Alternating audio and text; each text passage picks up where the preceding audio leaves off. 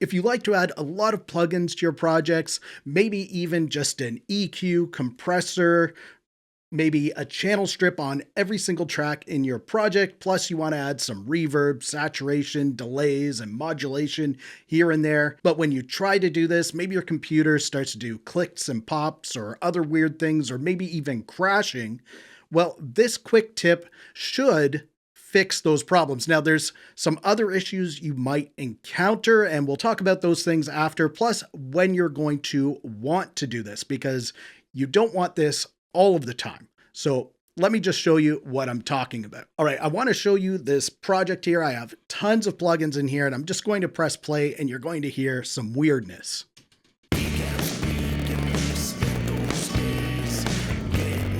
I even got this message up here, CPU overload, and I got this little blinking thing down here to reset my audio engine. So obviously there is an issue here. So what we want to do is go into our settings, and then you want to find the section for your audio device. All DAWs are going to have this. So it doesn't matter if you're using Waveform like I am here. This is in every single DAW. So you want to find the audio device section. Make sure you're using ASIO if you're on a PC. If you're on a Mac, I'm not sure what they call it. I'm a PC guy. But the thing that we want to change is going to be called the same thing on Mac. Different programs might call it something a little different. Like I've seen block size here, and I've also seen buffer length be used. But it's the same thing. So you're going to look for this thing that says whatever number samples. So my audio buffer size is currently 16, which is the lowest that I can do for my audio interface. What I want to do is increase that. And when I get to mixing and using lots of plugins, I increase it to 1024. And you can see it's changed there. And I can actually hear that my audio engine is working because there's a bit of a hiss from one of my plugins. Now, when I go back to my project here, I'm going to just click this to restart the audio engine and press play.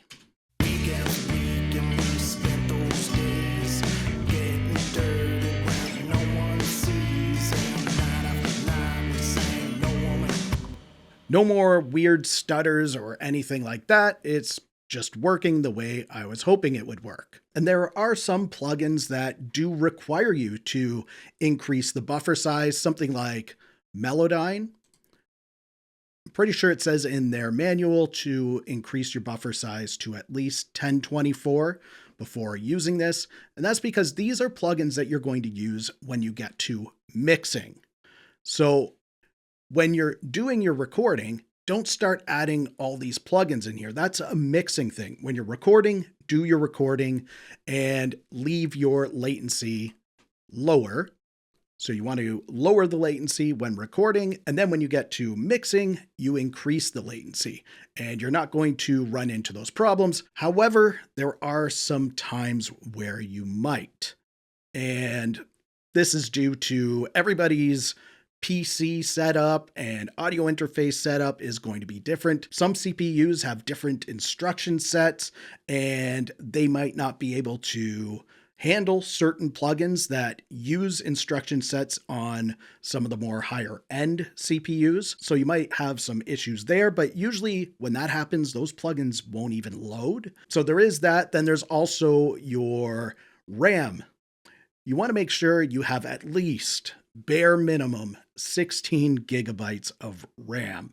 Now, let me just tell you, up until last year, I was using an old laptop with an i3 laptop CPU, which isn't very good, especially back then. They're a lot better now, but back then they weren't very good, and it only had 12 gigabytes of RAM in it. And I was still able to run a lot of plugins in all of my projects. The reason why I finally updated that laptop is because the screen resolution wasn't even 1080p. It was something like 768, and I wanted to use my laptop for some screen capture for various videos. And even my studio computer that I'm using right here, up until earlier this year, I was using an old i3 in there and just a very minimal setup, and I was still able to use tons of plugins in my projects.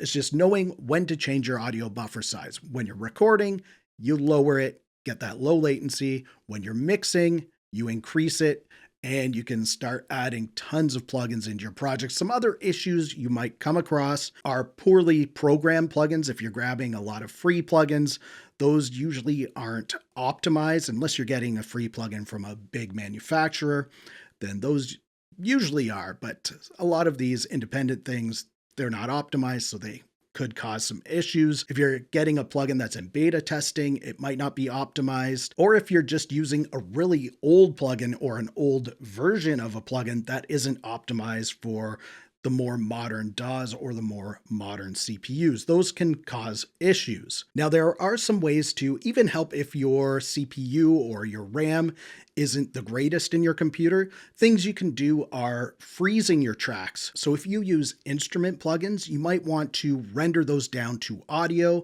and then save a version of the project that has the MIDI and that instrument in it, but create a new version of the project where you delete the instrument plugin so it's no longer taking up any CPU or RAM usage, and you just have that audio in there. And even if you don't use instrument plugins, maybe you just use a lot of plugins for mixing, then you can render down some tracks that have the plugins on them. That way the effect's on there, you've rendered it down, and you can just bring in that audio that's already affected into your project. And again, you save it as a new project, not the same one. So you still have that other version of it that you can go back to if you need it, but you'll have this new version that has these rendered down audio tracks.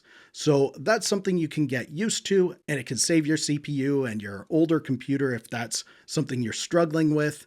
You can just do that. And for years, that's what we had to do, because back in the Windows XP days, computers only could handle so much gigabytes of RAM. So we always had to keep rendering down tracks or freezing tracks and then bringing that audio in. And once you got your track all fully mixed, it's time for mastering. If you're not comfortable with doing mastering yourself, you can use an online program that can do it in minutes. There's even some free ones out there. Check out the video on the screen where I compare a few different options, including free options. And if you liked this video, please give it a thumbs up. Also, subscribe to the channel for more videos like this. Thank you so much for watching. For Audio Tech TV, I'm Zane. Keep creating. Fist bump. Thumbs up.